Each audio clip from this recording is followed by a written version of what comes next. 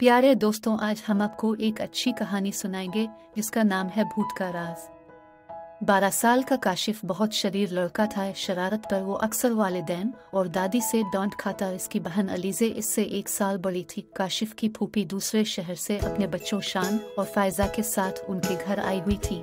वो दोनों बहन भाई काशिफ और अलीज़े के हम उम्र थे। एक दिन बच्चों ने दादी से कहानी सुनाने की फरमाइश की तो वो राजी हो गई। शान बोला, नानी कोई भूत की कहानी मत सुनाएगा, मुझे बड़ा खौफ आता है भूतों की कहानियों से। ये सुना था कि काशिफ के कान खड़े हो गए। एक शरारती मुस्कुराहट इसके लबों पर और आंखों में एक चमक सी आ गई। अलीज़े उसे मानी खेज नजरों से देखने लगी। कहानी खत्म होने के बाद अलीज़े ने काशिफ से कहा, लगता है तुम शान को भूत बनकर डराओगे। जारी है। काशिफ मुंह पर उंगली रखते हुए बोला, एक आहिस्ता बोलो, सच बड़ा मजा आएगा। रात को जब वो सो जाएगा तो मैं उसे भूत बनकर डराएगा। हालत देखने वाली होगी। इसकी रात हो चुकी थी। काशिफ और शान अलग कमरे में सो रहे थे। शान के सोने के बाद काशिफ अलिफाटे और चुपके से बाहर जाकर उसने भूत का गेट अब इख्तियार किया। अब इसके कदम अपने कमरे की तरफ बढ़ने लगे जहाँ शान सो रहा था। कमरे में मध्यम रोशनी थी। काशिफ आहिस्ता आहिस्ता कदम बढ़ाता हुआ शान की तरफ बढ़ रहा था। उसने देखा कि शान चादर ओढ़े बेखबर सो रहा है। इससे पहले कि वो चादर हटाकर शान को डराता, अचानक किसी ने इसके कंधे पर हाथ रखा। काशिफ ने जो घूम कर देखा तो उसकी रूह फना हो गई। अलीज़े और फायजा दादी जान के कमरे में थी। अलीज़े जाग रही थी। इसे मालूम था कि काशिफ शान को भूत बनकर डराएगा। अभी थोड़ी ही देर हुई थी कि अचानक अलीज़े को काशिफ की चीख सुनाई दी। इसी दौरान फायजा भी उठ गई और मुस्कुराने लगी। इसे देखकर अलीज़े को बड़ी हैरत हुई। तुम क्यों मुस्कुरा रही हो? अलीज़े ने पूछा।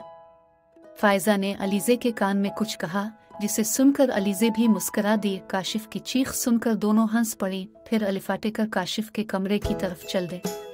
काशिफ अपने सामने भूत को देखकर थर-थर कांप रहा था। अचानक कमरे की लाइट जली तो अलीज़े और फायजा ने देखा कि खिड़की में से काले रंग की कोई चीज नीचे गिरी है। वो दोनों कमरे में पहुंची तो काशिफ की हालत देखकर हंसने लगी।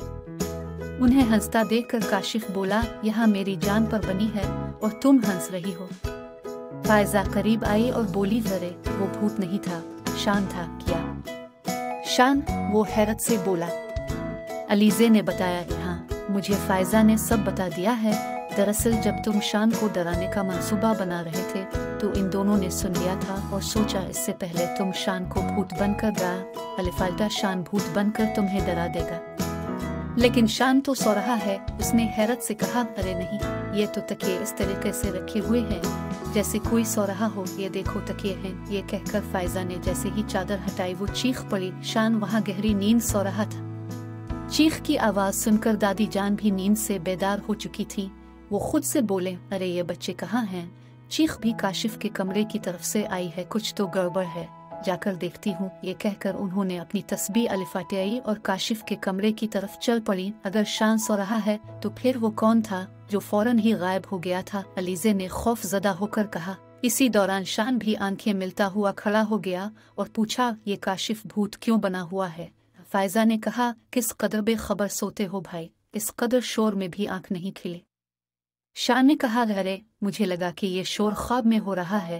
अब काशिफ की समझ में आया कि वो असली भूत ही था। इसी दौरान घर के बाकी लोग भी उठकर वहां पहुंच गए थे और उन्हें भी सारी सूरत हाल का इल्म हो गया।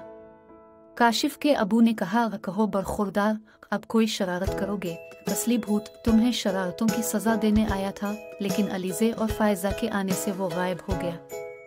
अब कोई शरारत न करना। काशिफ अपने कानों को हाथ लगाकर बोला, है मेरी तौबा है जो मैंने आइंदा कोई शरारत की हो। दादी बोले, हमारी बात तो तुम मानते नहीं थे। भूत की बात फौरन मान ली। अचानक शान चीखा, भूत कहाँ है? ये कहकर काशिफ खौफ से कांपने लगा। इसे कांपता देखकर शान जोर जोर से हंसने लगा।